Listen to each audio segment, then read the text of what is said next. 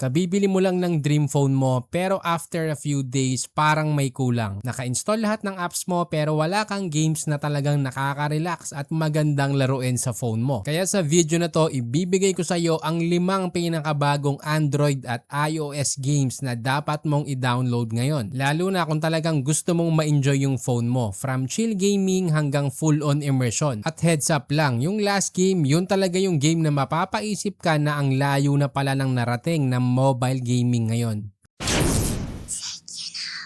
Umpisahan natin sa isang game na sobrang nostalgic pero sobrang swak pa rin hanggang ngayon. Kung lumaki ka sa computer shop, sobrang dali mo makaka-relate dito. Ang Crossfire Legends. Kung naranasan mo maglaro ng Counter-Strike dati, parang ganito yon. Pero ang maganda dito, ginawa talaga siya para sa mobile. Hindi ka mahihirapan sa controls at hindi ka maliligaw sa layout. Sobrang basic lang. Pagdating sa performance, ito yung klase ng game na okay kahit sa budget phones pero mas solid talaga sa mid-range. Sa mid-range kasi ramdam mo yung smoothness lalo na sa gunfights at quick movements. Hindi siya yung game na kailangan mo pang i-tweak ng todo para lang maging playable. Isa sa pinaka-enjoyable dito ay yung Search and Destroy mode. Classic 5v5 ang setup kung saan hati kayo sa Blacklist at Global Risk. Isang team na magtatanim ng C4, yung isa naman magde-defuse. So similar talaga sa Counter-Strike. Kung gusto mo naman ng dire-diretsong action, nandyan din yung Team Deathmatch. Perfect siya kung gusto mo lang maglabas ng stress after work. At kung trip mo yung medyo chaotic at kakaiba, yung mutation mode naman yung para sa'yo. Dito kasi mas nagiging intense ang laban dahil may mga mutants involved. At sobrang saya din lalo na kung kasabay mo maglalaro ang mga tropa mo. Graphics wise, hindi siya perfect. Kitang-kita naman yung improvement kumpara dun sa older version. Mas malinaw na ang texture, mas pulido na ang animation pero hindi pa rin mabigat sa system. Sa madaling salita, ito yung game na perfect pang warm up. Pero kung akala mo dito na matatapos yung chill factor natin, hindi pa dahil yung next game mas eye-catching na. Para naman sa may hilig sa anime, lalo na kung fan ka ng Bleach, ibang klase tong game na to. Ang Bleach Soul Resonance. Unang-una, graphics. Dito mo talaga ma-appreciate yung magandang screen ng phone mo. Ang character model, skill effect at animation, para kang nanonood ng anime episode na ikaw mismo yung nagko-control. Lalo na kapag nag-trigger ka na ng skills, ramdam mo yung impact. Sa performance side, playable naman siya sa mga budget phone hanggang mid-range phones. Pero syempre, iba pa rin talaga ang usapan pag high-end device. Pero sa mid-range, okay na siya para sa daily gaming. Pero syempre sa flagship, dun mo talaga makikita yung full potential ng visual at effects. Isa pa sa sobrang satisfying dito yung seamless character switching. Ibig sabihin, pwede ka magpalit ng character mid-combat at mag-chain ng combo. Ang resulta, mas dynamic ang laban at hindi siya nakakaumay kahit matagal ka naglalaro. Ito yung klase ng game na masarap laruin kapag ka gusto mong mag-relax pero gusto mo pa rin ng konting challenge. Ang downside lang, wala pa siyang English audio sa ngayon pero may English translation naman. Pero kung anime fanatic ka, honestly wala akong nakikitang problema dyan. Pero kung akala mo eto na yung pinakamaganda sa list, may susunod pa na mas mainstream. Eto naman yung game para sa mga batang 90s na katulad ko. Walang iba kundi ang WWE 2K25 Netflix Edition ay isang full wrestling experience sa Android at iOS.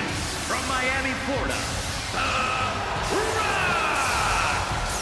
Una, linawin natin, Netflix membership is required para hindi ka na magulat. Pero kung may Netflix ka na, sobrang solid nito dahil wala kang kailangan bilhin sa loob ng game. Wala din ads. Pagdating sa performance, mid-range pataas ang sweet spot nito. Sa mid-range phone, smooth siyang laruin at sapat na para ma-enjoy mo yung mga matches. Pero syempre, pag high-end phone ang gamit mo, mas ramdam mo yung difference. Pagdating naman sa roster, mahigit 40 Raw at SmackDown superstars ang nandito. Kasama pa yung mga WWE Legends. Pwede mong piliin sina The Rock, Stone Cold Steve Austin at marami pang iba. Kaya kahit anong era ka pa lumaki bilang WWE fan, siguradong may makikita kang paborito mong gamitin. Marami ring modes ang available. May career mode na kung saan unti-unti mong iaangat yung superstar mo. May quick play at may online multiplayer kung gusto mo ng konting competition. At eto, marami nagtatanong nito. At kung wala kang internet, pwede mo rin siyang laruin offline. Kaya swak siya kahit nasa biyahe ka. Perfect siya pang tanggal ng stress after ng mahabang araw. At sa puntong to ng video, mapapaisip ka na rin, kung ganito na kasi kasolid yung experience sa mobile, ano pa kaya yung mga susunod? Kaya dito na magsisimulang lumalim yung mga level ng games na ipapakita natin. Ito yung klase ng game na ramdam mo agad yung bigat, ang Red Dead Redemption. Ngayon, nasa mobile na rin to at oo, Netflix membership required din siya. Ito yung game na hindi mo nilalaro lang ng madalian. Story-driven siya from start to finish. Okay, ang storyline nito, ikaw si John, isang dating outlaw na napilitang balikan ang madilim niyang nakaraan para mailigtas ang pamilya niya. Meron din dito yung Undead Nightmare na biglang babaligtarin ang buong experience mo. Mula kasi sa western drama, nagiging full-blown zombie apocalypse ang mundo ng Red Dead. Kaya nagiging iba yung vibe, iba yung tension, pero parehong solid. Sa totoo lang, parang dalawang magkaibang games na agad yung binigay sa'yo sa isang download lang. Pagdating naman sa performance, since mabigat to, mid-range pataas ang recommended. Sa mid-range kasi playable siya at kaya mo nang ma-enjoy yung kwento niya. Pero syempre may konting compromises sa visuals. Pero syempre pag high-end phone na ang gamit mo, doon talaga lalabas yung ganda ng atmosphere, mas malinaw ang lighting at mas smooth yung galaw ng camera lalo na sa exploration. Walang multiplayer dito at para sa ganitong klase ng game okay lang yon. Mas nakafocus kasi siya sa kwento, exploration at sa immersion. Ito yung perfect na laro kung gusto mo lang mag-disconnect sandali, naka-earphones at gusto mo lang huminga matapos ang isang mahabang araw. At sa puntong to ng video, mararamdaman mo na paakyat ng paakyat yung scope ng mga games na pinapakita natin. Ito na talaga yun, boss. Kung kabibili mo lang ng dream phone mo at gusto mong maramdaman kung sulit ba talaga yung binayad mo, ito yung game na magpapakita kung hanggang saan na umabot ang mobile gaming ngayon. Ang Where Winds Meet ay isang open world wuxia RPG. May mga nakikita ko pa ilan-ilan na playable siya kahit budget phone. Pero kung high-end or flagship phone talaga ang gamit mo, dun mo talaga mararamdaman yung full experience. Graphics wise, wala akong masabi. Ito na yung pinakamagandang graphics na nalaro ko sa ngayon. Kasi mas detalyado at mas fluid ang bawat galaw sa combat. Pati yung environment mo, ibang klase. Dynamic yung world niya. Meaning, nagbabago ang oras ng araw at may weather system. Pagdating naman sa combat, hindi kanya nililimitahan sa isang style lang. Pwede kang umatake sa malayo o sa malapit. May iba't ibang weapons tulad ng sword, spear, dual blades, pati yung mga mas unique na gamit, gaya ng fan at umbrella. May mystic martial arts din na pwede mong ihalo sa laban para i-outplay ang kalaban. Hindi rin siya short-term game lang. Kasi kung gagawin mo lahat ng objectives sa laro, mahigit 150